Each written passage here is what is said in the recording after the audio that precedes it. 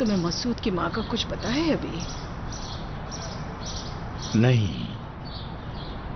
वहां उसको एक बार देखा था, फिर हम तेहरान आ गए थे, इस डर से कि कहीं वो हमें तलाश न कर ले, इसलिए मैंने वो शहर छोड़ दिया था। मगर क्यों? मुझे नहीं पता रजा।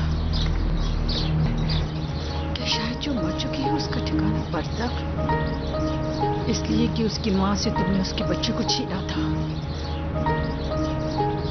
शायद मौत, माँ और वो बच्चा मसूद और उसकी माँ की निशानदेही कर रहे हो। नहीं नरजिस, मैंने उस औरत को देखा था, नशई और लापरवाह औरत थी, ऐसी ही जैसी हाजी अली अकबर ने मुझे बताया था। उसमें मां बनने की सलाहियत बिल्कुल न थी। हमने मसूद को उस औरत के जुल्म से बचाया है और कुछ पता है रजा, लेकिन हो सकता है वो बाद में बिल्कुल बदल गई हो। शायद इस अरसे में जब से तुमने उसकी कोई खबर नहीं ली, वो सुधर गई और माँ कहलाने के काबिल हो गई। हो सकता है उसने हमें तलाश किया और हम उसे नहीं मिले हों और बिलाखिर मर गई।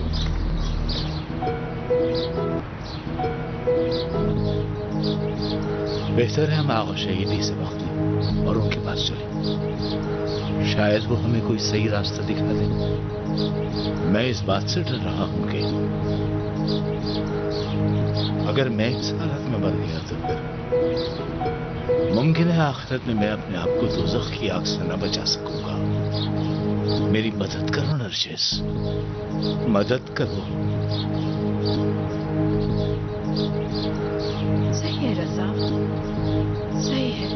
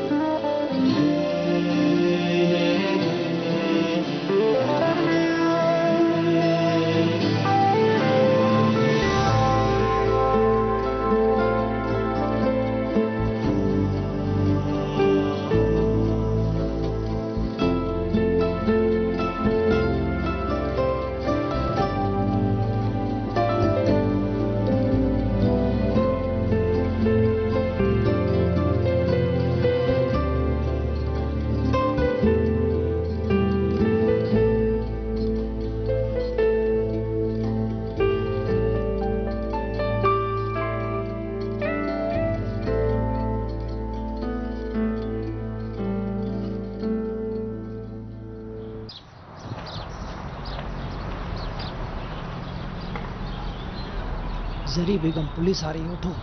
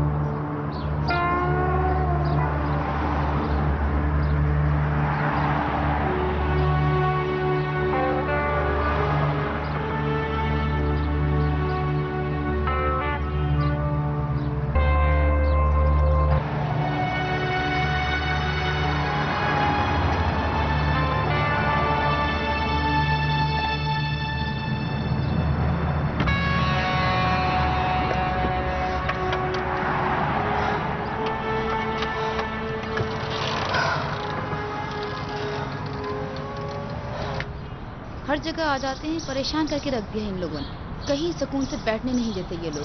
पूरी जगह नहीं छोड़ी इन लोगों ने काम करने के लिए।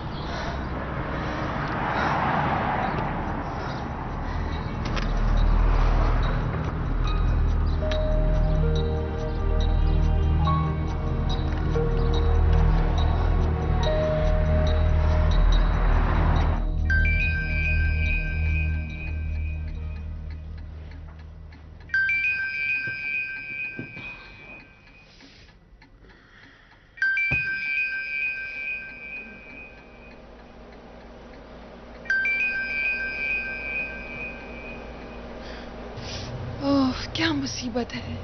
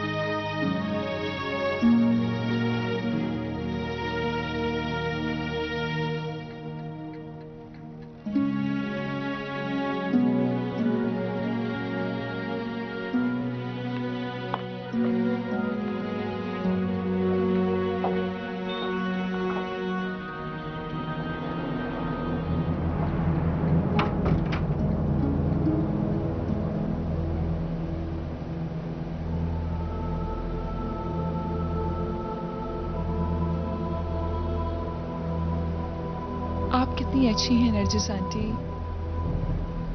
मेरा दिल चाह रहा है कि मैं आपके लिए एक बड़ा सा दस्तरखान बिछाऊं। मुझे अच्छा नहीं लगेगा अगर मामा नरजिस ये सोचें कि उनकी बहू काहिल और सुस्त है।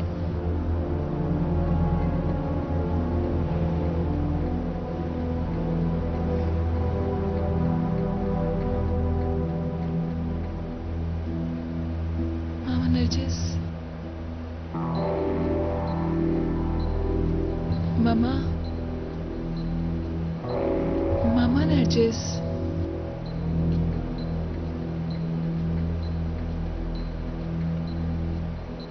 कितना अच्छा होता काश मेरी भी आपकी जैसी एक अच्छी सी माँ होती। मैं उनसे बातें करती।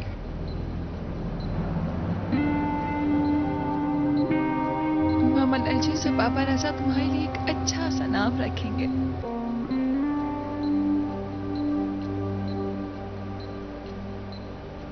अच्छा, अब मैं चलती हूँ, आपके लिए एक अच्छा सा खाना बनाती हूँ।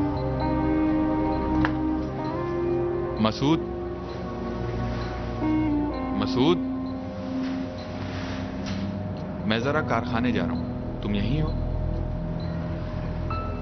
कब आओगे? तो क्या तुम रुकोगे जब तक मैं नहीं आता? कोई मसला है क्या? नहीं बाबा, मसला क्या है, तुम्हारा अपना घर है। लेकिन अच्छा नहीं कि तुम यहां रुको। तुम्हें घर जाना चाहिए, फरीदा के पास, ताकि हमारी प्लानिंग खराब ना हो। प्लानिंग? ओह, फरीदा को दोबारा नशा ही बना दे। तुम ठीक तो हो? इस बात का मेरे यहां रुकने से क्या ताल्लुक है? ताल्लुक है मसूद साहब। तुम फरीदा के साथ दोस्त बन के नहीं रहोगे और उसके साथ बेवफाई करोगे तो जरिए उसको दोबारा नशा दे देगी। तो तुम्हारे माँ बाप उसको तुम्हारी गलती समझेंगे। तुम पर इल्जाम आएगा कि तुमने उसको पूरा वक्त नहीं दिया, जिसकी वजह से वो नशा करने लगी है। और वो तलाक भी नहीं देने देंगे। फरीदा बन जाएगी मजलूम और तुम बन जाओगे गुनहगार। नहीं जा सकता हामिद, नहीं जा सकता घर में। तुमको आज जाना ही होगा। इंसान को मुश्किल से निकलने के लिए मेहनत करनी पड़ती है मसूद। तुम नहीं जानते तुम क्या कह रहे हो हामिद। ये काम जो तुम कह रहे हो बहुत मुश्किल है, बहुत मुश्किल। पता है, मुझे पता है मसूद, बहुत मुश्किल है। और कोई चारा नहीं। तुम्हें फरीदा को दोस्त बनाना होगा। उससे अच्छा बर्ताव रखो, खुश रखो। यहां तक कि तुम्हारे घर में किसी को भी, हत्ता कि फरीदा को भी पता नहीं चलना चाहिए तुम्हारी नजर उसके बारे में बदल चुकी है। कहीं फरीदा के नशे का इल्जाम तुम पर ना आ जाए मेरे दोस्त। अच्छा, उम्मीद है मेरी बात समझ गए होगे। खुदा हाफ़िज़।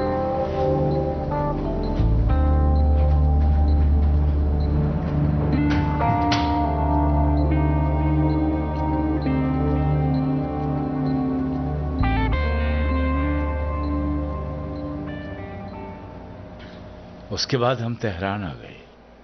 यहां तक कि हमने अपने घर का तमाम सामान वहीं भेज दिया था ताकि हमारे पास कोई सामान भी ना हो, क्योंकि हम नहीं चाहते थे कोई स्टेट एजेंट या कोई ड्राइवर हमारे घर के पते से आगाह हो।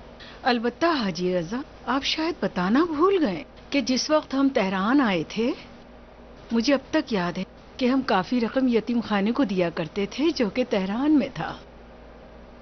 दर हकीकत वो पैसा उसी यतीम खाने के लिए था। अलबत्ता मैं अभी तक यही सोच रही थी कि मसूद को हमने उसी यतीम खाने से लिया था और वो पैसे शुक्राने के तौर पर थे उनके लिए। हाजी साहब, मैंने हिसाब लगाया है, शायद इस घर से ज्यादा कीमत आज तक मैं उस यतीम खाने वालों को दे चुका हूं। मैं ये जानना चाहूंगा कि जो नेकी मैंने की है क्या आखिरत में अब भी मेरी पकड़ होगी और बरज़ख में मुझ पर अजाब होगा? मेरा गुनाह इतना बड़ा है क्या जो मैंने हाजी अली अकबर की वसीयत पर अमल नहीं किया? अलबत्ता ये तय था कि जहाँ तक मुमकिन हो खानम कमाली ने, मैं ये सोच रहा था कि वहाँ पर जो कुछ देखा है उसमें तो कसूरवार करार न दें। हाजी आगा, मैं जानता हूँ बज़ाहिर कि हाजी रजा को बताए बगैर ये बात आगे नहीं बढ़ सकती। जो कुछ तुम देख रही हो वो सच है। इसी वजह से मैं समझता हूँ कि पहली मीटिंग में तुमसे जो बातें कही थी मैं तुमको दोबारा बताऊं। अब जो तुमने देखा है उसके लिए इत्मीनान से अब मेरी बात सुनो। देखो बेटा, इस तरह के कशफ़ो मुकाशफा इमाम मासूम पर मुनहसर है और ग़ैबत इमाम मासूम के दौरान ये इमाम शनासान और अहले फन पर मुनहसर है। अलबत्ता जो हम लोग ख्वाब के अंदर देखते हैं, अहले फन कभी कभी उसको 100% हकीकत करार नहीं देते और कहते हैं कि जो ख्वाब तुमने देखा है, जो मुशाहिदा तुमसे हुआ है, वो हकीकत नहीं है, हकीकत से करीब है। अक्सर जो सोते वक्त हमारे जहन में होता है वही हमारा ख्वाब होता है। अक्सर ऐसे लोगों को ज़्यादा डर लगता है जो ये चीज़ें पहली दफ़ा देखते हैं। बिलखुसूस ये बातें मैं उन लोगों के लिए कर रहा हूँ जिन्होंने ये मुशाहिदा पहली दफ़ा किया है, लेकिन हमारे लिए तो ये ज़रूरी बात है कि जनाब हाजी रज़ा अज़ीज़, आपसे गुजारिश है कि अब कभी भी ऐसा कोई ख्वाब देखें या ऐसा कोई मुशाहिदा हो तो याद रखें कि इनकी कोई हकीकत नहीं होती। हाजी रज़ा अज़ीज़, आपके लिए मेरी खुदा से दुआ है कि आपके ऊपर अल्लाह और उसके अम्बिया का साया हो। सिर्फ अल्लाह को याद रखो और सब चीज़ों को भूल जाओ, वही सबसे बड़ा है। याद रहे कि ये बातें वही करते हैं जिनको इस बारे में इल्म नहीं होता और मेरे खुदा का फरमान है, बल इंसानु अला नफ्से बसीरा। कोई भी हमसे ज्यादा इस गुनाह पर जो उसने किया कादिर नहीं है और क़यामत के दिन हमारे जिस्म के आज़ा खुद बोलेंगे और हर उज़ू गवाही देगा। यहाँ मुझे एक आयत याद आई, खासबहु क़ब्लान तवासब, और इसके मानी यही है कि हम अपना मुहासबा खुद करें क़ब्ल इसके कि वो हमारा मुहासबा करें। इसीलिए हमें चाहिए कि दिन में हमने जो भी काम किए हैं रात को सोते वक्त उनका मुहासबा करें। और कभी खुदा ना करे कि तुमसे कोई ऐसा गुनाह हुआ हो जो तुम्हें बाद में याद आए और तुम्हें उस गुनाह के कुफ़ारे के लिए वक्त भी ना मिले। लेकिन ये गलती तो हो गई तुमसे हाजी अली अकबर की वसीयत पर अमल न करके। ये भी मुमकिन है कि उनकी बीवी हो सकता है तुमसे ज्यादा गुनाहगार हो। इसका मतलब हरगिज़ ये नहीं कि तुम बच गए, लेकिन एक बात यह भी है कि वो घर वसीयत के मुताबिक वक्फ हुआ ही नहीं। लेकिन अगर तुम फिर भी चाहते हो कि इसका कुफ़ारा अदा करो तो फिर तुम आज की कीमत के हिसाब से उस घर की कीमत उसको दे सकते हो। फिर मेरा नहीं ख्याल कि आखिरत में तुम्हारी पकड़ होगी और फिर तुम आखिरत में शर्मिंदा हो, क्योंकि खुदा एक जगह फरमाता है कि अमल का बदला बिल्कुल वैसा ही होता है। तुम अपना कुफ़ारा देकर अपनी इस्लाह करो, यानी कुफ़ारे का वजन जो होता है वो गुनाह के वजन के बिल्कुल मुतनासिब होता है। लेकिन जैसा कि तुम कह रहे हो कि उस बंद लिफाफे को खोला तक नहीं और वैसे ही उसकी बीवी के हाथ में रख दिया, ये गलती की तुमने। इस घर के अलावा और कोई चीज नहीं थी हाजी साहब। इतना यकीन कैसे है आपको? मैं अर्ज कर रहा हूं ना कि हाजी अली अकबर ने 1/3 इस घर के नाम की थी। ये हिस्सा उस घर के अंदर वक्फ होना था। हाजी रजा, उस मरहूम ने कहा था कि इस वसीयत में है कुछ खास, लेकिन ये नहीं कहा था कि कुछ नहीं है। दुरुस्त है? यानी कोई चीज इस घर से भी ज्यादा अहमियत वाली थी उस वसीयत के अंदर? अर्ज कर रहा हूं कि मुमकिन है। हाजी आगा, मैं समझती हूँ शायद मसूद की माँ ने कुछ दिनों बाद तौबा कर ली हो शायद, और एक अच्छी इंसान बन गई हो। लेकिन चूंकि उसके पास हमारा पता भी नहीं था, जिसकी वजह से वो हमें ढूंढती रही हो शायद, और हम तक ना पहुंच सकी हो। मुमकिन है वो मसूद को वापस लेना चाहती हो। ये भी मुमकिन है। अब आपके पास उस बंदिए खुदा की कुछ खबर है? नहीं हाजी आगा, हमें 25 साल से उनमें से किसी की भी कोई खबर। बहरहाल मेरी सोच के मुताबिक आप अपनी मुश्किलात के हल के लिए शिराज शहर में जुस्तजू करें और उन असरात को देखें जो उन गलतियों के नतीजे में आपसे सरजद हुए। इतने अरसे में ये गलत अमल अपनी शाखें और पत्ते पैदा कर लेते हैं और इनकी जड़ें मजबूत हो जाती हैं। इनकी जड़ें इतनी लंबी होती हैं कि एक आम इंसान सोच भी नहीं सकता, और कुछ गुनाह ऐसे भी होते हैं जो कभी बख्शे नहीं जाते। आप वहां जाएं और अपने गुनाहों का कुफ्फारा अदा करें। सबसे पहले उस घर को खरीदें और उसको उसी तरह वक्फ करें जिस तरह उसको वक्फ करना था, और फिर उसके बाद मसूद की मां को तलाश करें। और सबसे जरूरी तुम्हें हाजी अली अकबर की बीवी को तलाश करना है। उसको तलाश करके उससे पूछें कि मरहूम ने उसके बारे में और कोई वसीयत की या नहीं। बहुत अच्छा हाजी साहब, आपको जहमत दी मैंने। कोई बात नहीं, इससे आगे भी अगर आपको कोई परेशानी या मसला हो तो मैं हाजिर हूं। बहुत शुक्रिया, यहां तक आपने हमारी बहुत मदद की। इजाजत दें। बहुत बहुत शुक्रिया हाजी आगा, बड़ी तकलीफ दी हमने आपको। माफ कीजिएगा हाजी आगा, एक सवाल और है जो मुझे बहुत ज्यादा परेशान कर रहा है। मेरे लिए ये बड़ी अजीब बात है कि हालांकि मैं अभी जिंदा हूं, फिर भी मैं क्यों खुद को बरज़ख में देखता हूं। अजीब बात नहीं है हाजी रजा, बरज़ख जाहिर है हमें मरने के बाद ही मिलेगी, और हम जो दुनिया में जो जिस्म रखते हैं ये जज्बे खाकी है। असल हमारे जिस्म की जान हमारी रूह है। हमारा जिस्म तो खाक है, मट्टी है, जो कब्र में जाके मट्टी हो जाएगा। बाकी रहेगी हमारी रूह जो ऊपर जाकर हमारा हिसाब किताब देगी। हम सब मट्टी हैं जो एक हकीकत है। इस हकीकत को बहुत से उलमा ने अपनी किताबों में भी लिखा है और इस पर यकीन भी किया है।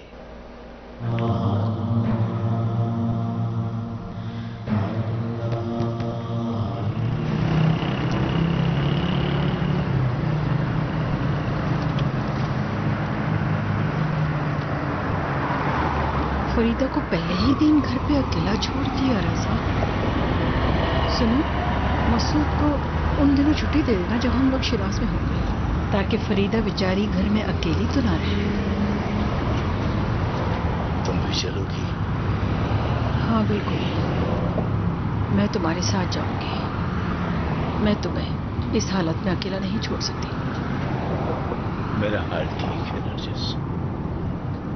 वो बात तो ठीक है, लेकिन मैं तुमको अकेला नहीं जाने दूंगी। सिर्फ आज रात तुमको बच्चों के सामने सब्र करना है, खासकर फरीदा के सामने। वो हमें देख के ये ना सोचे कि हम उसकी वजह से परेशान हैं। रजा, मैं कह रही हूँ कि मेरा दिल नहीं चाहता कि हम आज की रात पुरानी बातों को सोचें। मसूद को लेकर मेरे दिल में बहुत अजीब अजीब ख्याल आ रहे हैं। लगता है मैंने गुनाह किया है उसको वापस न करके, और मैं मसूद की तालीम और तरबियत भी इतनी अच्छी नहीं कर सका। इस तरह मत कहो रजा, मसूद की तरबियत सही हुई है। नहीं नरजिस, मसूद ऐसी औलाद नहीं जिसमें फख्र किया जा सके। शायद ये भी मेरे इस गुनाह की वजह से है। हो सकता है मसूद इन गुनाहों का कफ़ारा करे। काश मैंने उस वक्त अपने दिल को मार लिया होता तो तुम्हें सब कुछ बता दिया होता। तुम क्या समझते हो कि अगर मुझे ये बात पता होती तो क्या होता? मैं भी तुम्हारी तरह मसूद को कभी ऐसी माँ के हवाले नहीं करती। मेरा दिल रखने के लिए न कहो मुझे। सही बात तो ये है कि अगर मैंने उसी वक्त तुमको सब कुछ बता दिया होता तो आज तो मसूद को लेकर मुझे गुनाहगार नहीं समझती। हाँ, कभी नहीं करती। रजा, मुझे पूरा यकीन है कि सब कुछ सही हो जाएगा। अब तक खुदा ने सब सही किया है और आगे भी सब कुछ सही होगा। क्या कहते हो, उसके घर की कितनी कीमत होगी? पता नहीं, लेकिन वो बहुत बड़ा घर था, पर अब पता नहीं उसकी क्या कीमत होगी। कोई बात नहीं, हमारा घर भी बहुत बड़ा है, हम उसे बेच देंगे। फरीदा और मसूद तो एक ना एक दिन अपने घर चले ही जाएंगे और हमारे लिए तो 60-70 गज का एक फ्लैट ही काफी होगा। और हाँ, मेरा दफ्तर भी तो है ना, उसको भी बेच सकते हैं।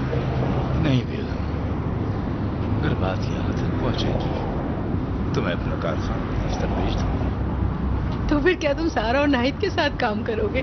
बोलो, उनके साथ सही जमेगी तुम्हारी, सही है ना?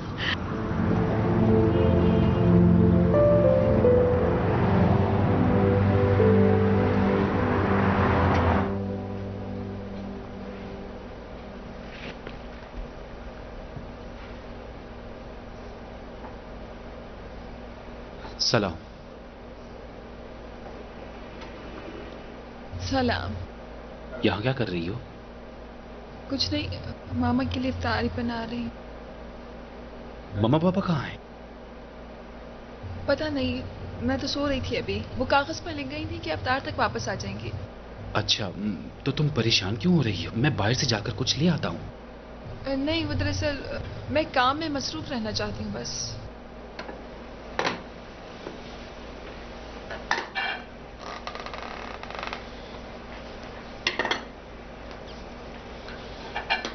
कल रात जब तुमको यहां देखा तो घबरा गया था, यकीन नहीं आ रहा था,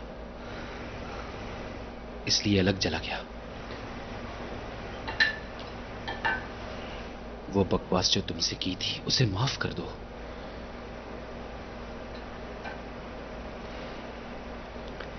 बाबा जब मामा को लाए थे तो मामा ने कुछ बुरा तो नहीं कहा तुमसे? नहीं। हाँ, सही कहती हो, वो अच्छे लोग हैं तुम्हारी तरह। सारी गलती तो मेरी है, सिर्फ मैं ही एक बुरा हूं। तुम कुछ नहीं कहोगी? अब क्या बोलूं मैं? मसलन तुम्हें इख्तियार है अपने लफ्जों पर, तुम कुछ भी कहो, मैं अच्छा हूं या बुरा हूं, मसलन कुछ भी।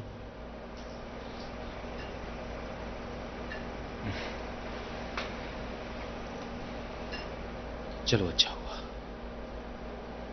ये बात यहीं पर खत्म हो गई, हम तुम अलग नहीं हुए।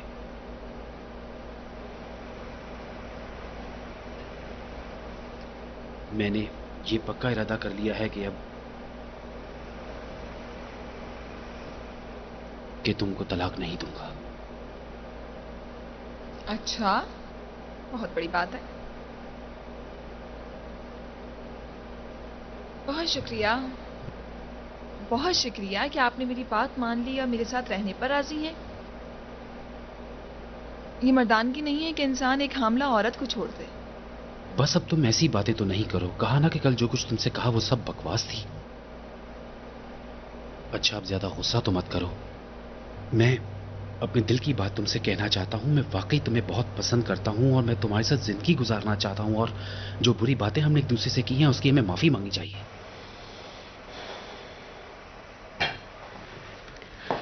तुम आखिर ये बातें क्यों कर रहे हो? मैं तुमसे माफी मांगना चाहता हूं उन सब बातों की जो मैंने तुमसे कही हैं।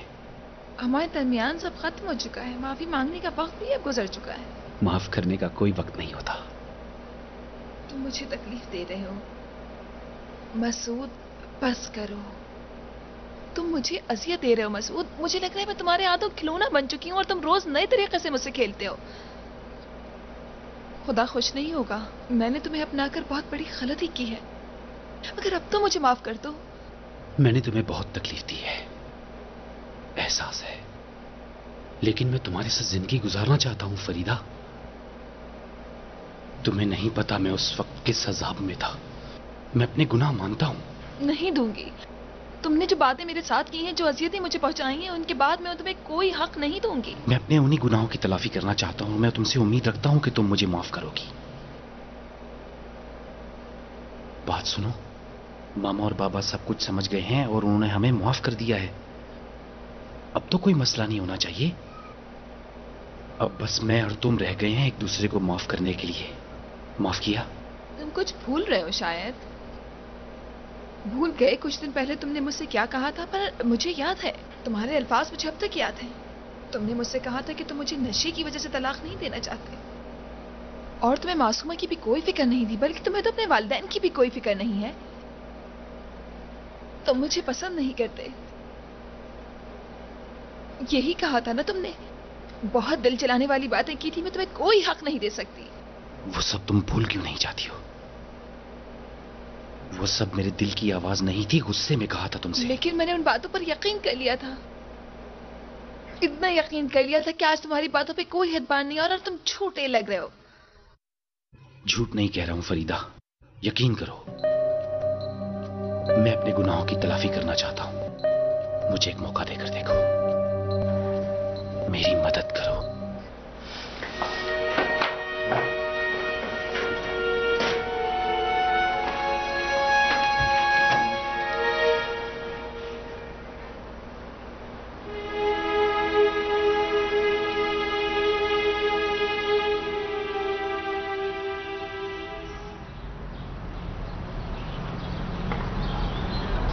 मसूद ने बहुत गलतियां की हैं, लेकिन याद रहे तुम भी गलती पर थी।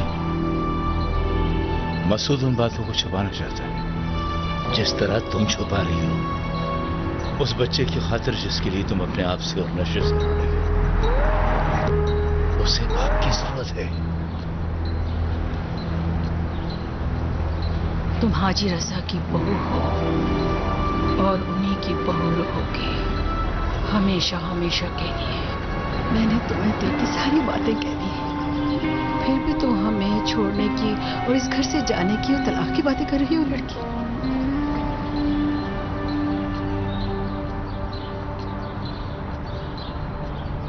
मुझे पता है मसूद को माफ करना तुम्हारे लिए बहुत मुश्किल है, लेकिन इतनी मुश्किल भी नहीं जो तुम अपने बच्चे के लिए उठा रही हो।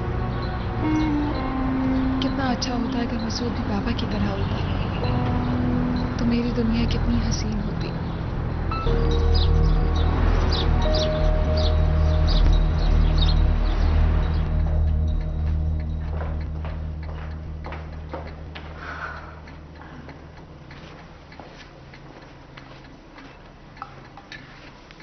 बात तो ये हुई थी कि तुम सिर्फ आराम करोगी और इस घर का कोई काम नहीं करोगी। इस तरह ना कहिए मामा नरजिस, ये मेरी आदत है। मुझे काम से मत रोकिए। खुदा तुम पे रहमत करे बेटी। शुक्रिया। शुक्रिया।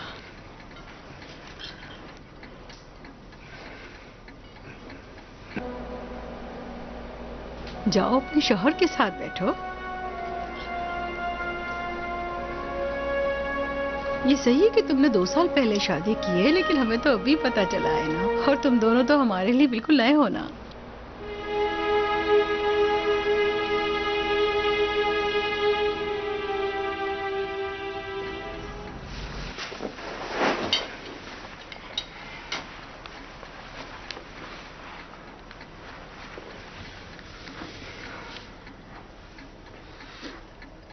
ये निकालो मसूद।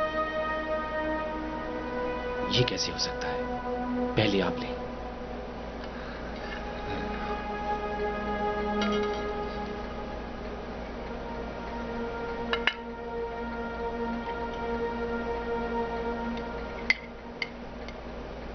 चलो अब तुम लो।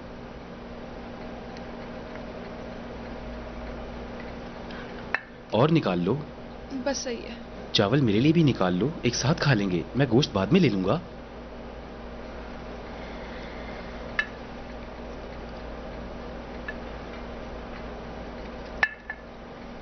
अरे भाई, ये तुम्हारी भूख नहीं, ये मेरी भूख है। और निकालो।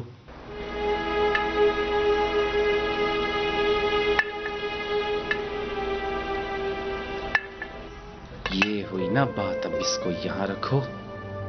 क्या बात है इसके हाथों में माशाल्लाह। अरे क्या कह रहे हैं आप? लेकिन तुम्हारे जैसे हाथों का जायका इसके पास नहीं है। नहीं, सच तो यह है कि इसने बहुत मजे का पकाया है। आप सही कह रही हैं, खाना तो वाकई बहुत मजे का है।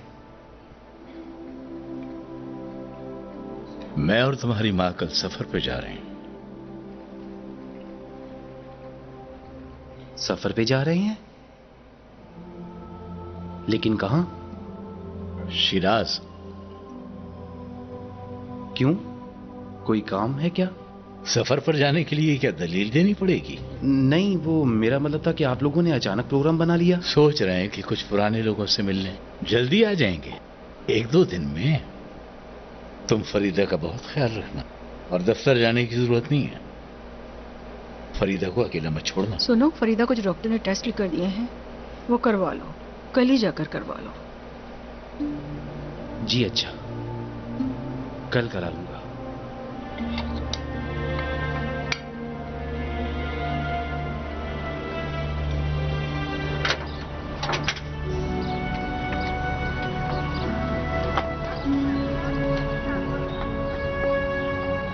ज्यादा कुछ कहने की जरूरत तो नहीं है मुझे। अपना बहुत ज्यादा ख्याल रखना, कहीं ऐसा ना हो कि तबीयत ज्यादा खराब हो जाए। सही है। मसूद, इसका बेहद ख्याल रखना। जी बिल्कुल रखूंगा। इन 2 दिनों में ये न हो कि तुम सारे अच्छे खाने इसको पका कर खिला दो। हाजी साहब, आप तो ऐसी बातें कर रहे हैं कि खुदा ना खास्ता हम सफर से वापस ही नहीं आएंगे। अच्छा, हम चलते हैं, अपना ख्याल रखना। खुदा हाफिज। खुदा हाफिज। अच्छा मसूद, फरीदा। बहुत अच्छा, खुदा हाफिज।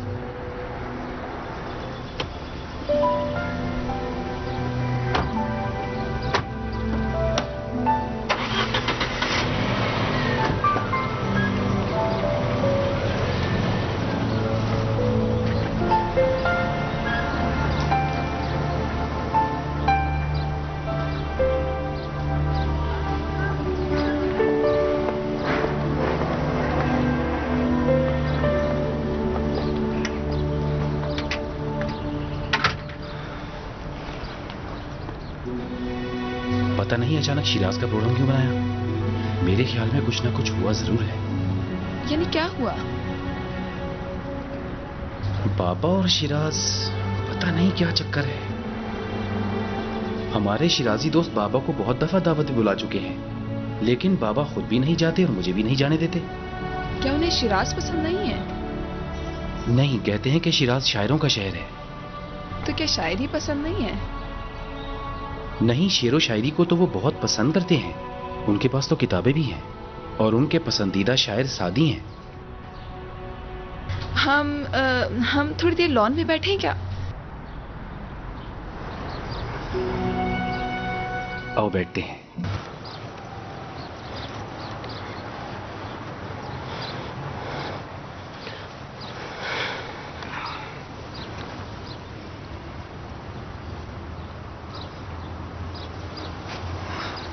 अब जब तक बाबा नहीं आ जाते, मुझे इन सबको रोजाना पानी देना होगा।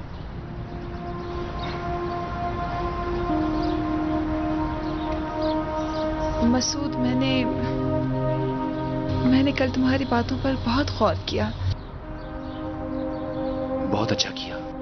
तो यकीन आया कि मैं झूठ नहीं बोल रहा था। नहीं, यकीन नहीं कर सकती मैं।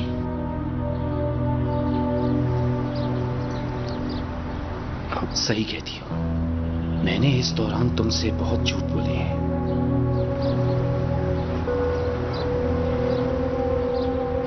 तुम तो खुद जानते हो कि मैं तुम्हें कितना चाहती थी। उन 2 सालों में जो तुम्हारे साथ गुजारे, तुमने जो मुझसे कहा मैंने उसको माना, क्योंकि तुम मेरी जिंदगी थे, सब कुछ तुम ही थे। लेकिन इन 3-4 महीनों में तुम्हारा रवैया और हालात इतने बदल गए कि अब मैं बर्दाश्त नहीं कर सकती। दरअसल तुम मेरी जिंदगी में थे ही नहीं। फिर मासूमा के इंतकाल के बाद जिस तरह की बातें तुमने की, उन बातों ने मुझे और जला दिया। मेरा दिल नहीं चाहता कि मैं तुम्हारे साथ अपनी जिंदगी गुजारूं। बिल्कुल नहीं।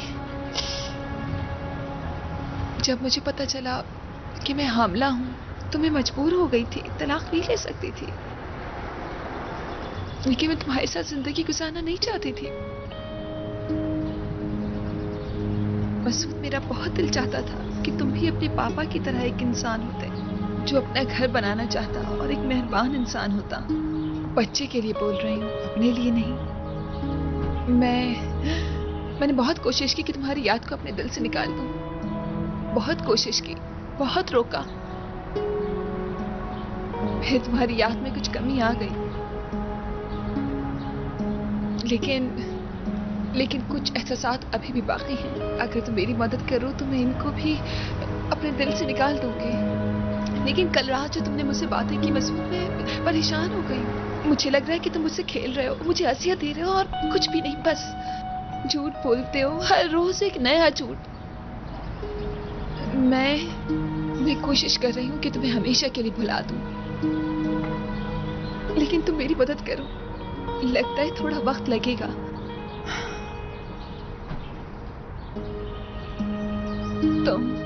तुम तो मुझे जानते हो, तुम्हारे लिए मेरे क्या जज्बात हैं, तुम जानते हो। तुम जानते हो मैं धोखा खा जाती हूँ। मुझसे झूठ मत बोलो मसूद। मसूद, मुझे मसीह धोखे मत दो, मेरे साथ मत खेलो।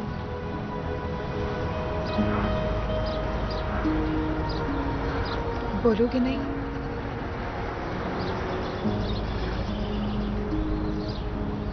पता नहीं, यानी पता नहीं मैं क्या कहूं। बोल दो, कल जो तुमने बातें की वो सब झूठ था। मुझे पता है कि तुम मुझ पर मेहरबान सिर्फ अपने वालिदैन को दिखाने के लिए थे और कुछ भी नहीं। और ये भी कह दो कि अगर तुम घर छोड़कर जा रही होगी तो मैं तुम्हें जाने नहीं दूंगा, सिर्फ अपने माँ बाप को दिखाने के लिए। और मुझे भी एक दिन मासूमा की तरह बना दोगे तुम। बोल दो, ये बातें सच है मसूद, झूठ नहीं बोलना। मैं अब धोखे में नहीं आऊंगी।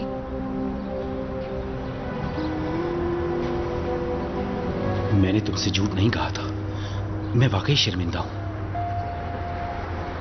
शर्मिंदा हूं फरीदा, मैं तुम्हारे साथ दोबारा जिंदगी गुजारना चाहता हूं।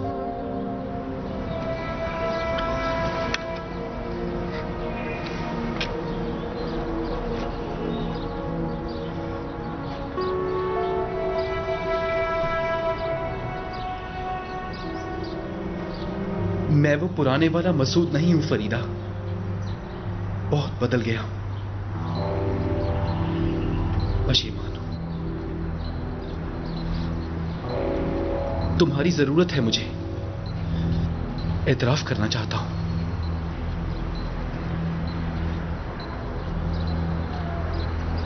जवाब का इंतजार नहीं है, मुझे खुदारा माफ कर दो।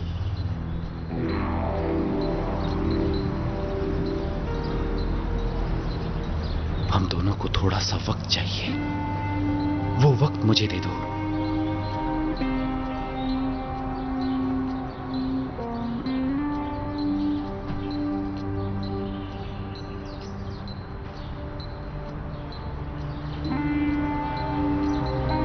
ये मुमकिन है। तुम्हारे बाबा सही कह रहे थे, तुम वापस पलटना चाहते हो। ओह खुदाया, अगर ऐसा हो जाए तो खुदा का शुक्र होगा, बहुत शुक्र।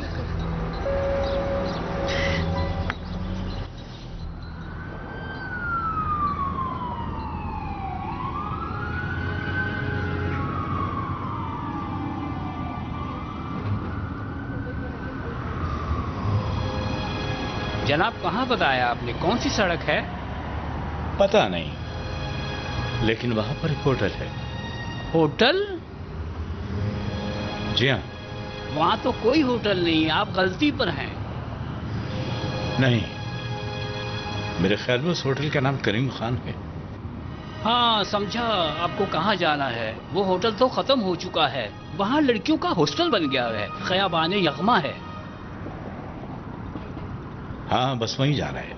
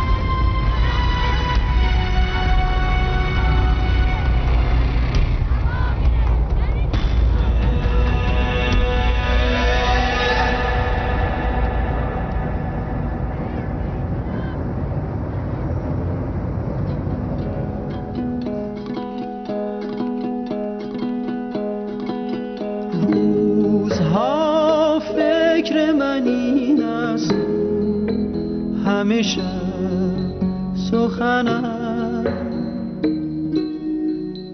که چرا غافل از احوال دل خویشتنم، از کجا آمدم آمدنم بهر چه بود؟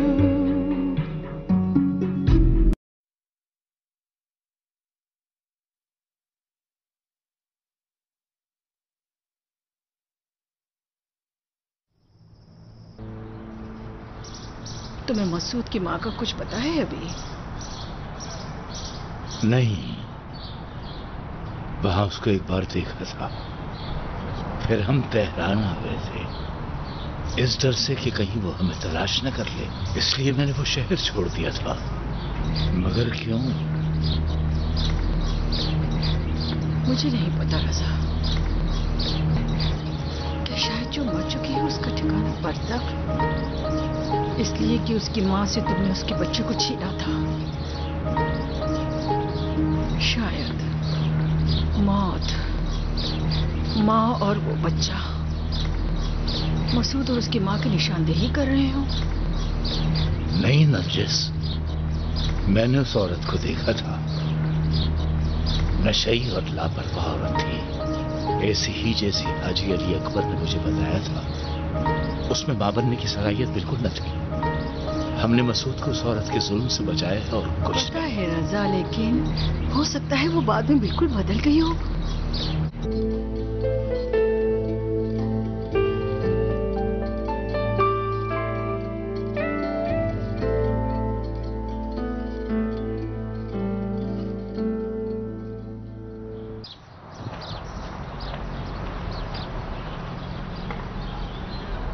जरी बेगम, पुलिस आ रही है, उठो।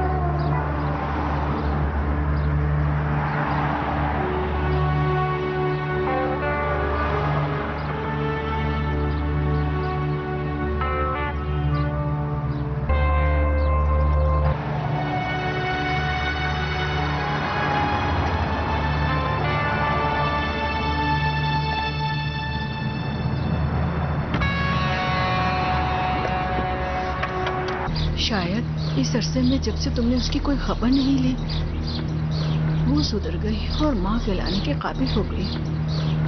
हो सकता है उसने हमें तलाश किया और हम उसे नहीं मिले हों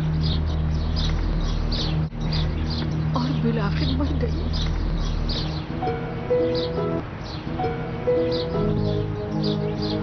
बेहतर है हम आगा शहीदी से वक्त लें और उनके पास चलें।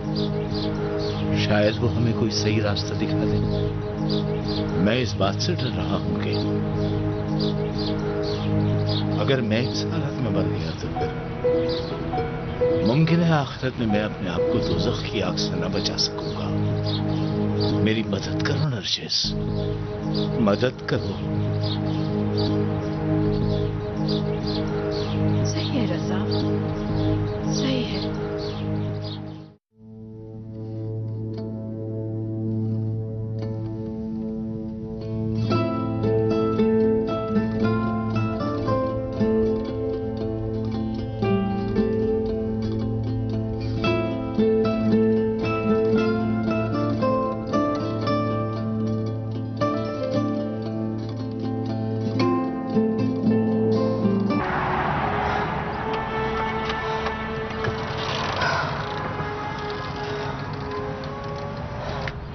हर जगह आ जाते हैं, परेशान करके रख दिया इन लोगों ने।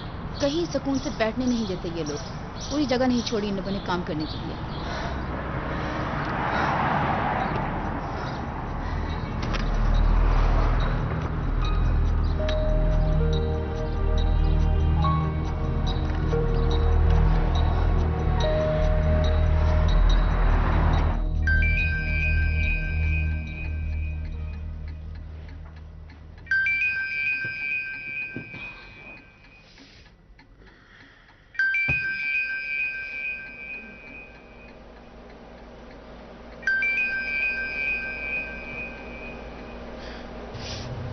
क्या मुसीबत है।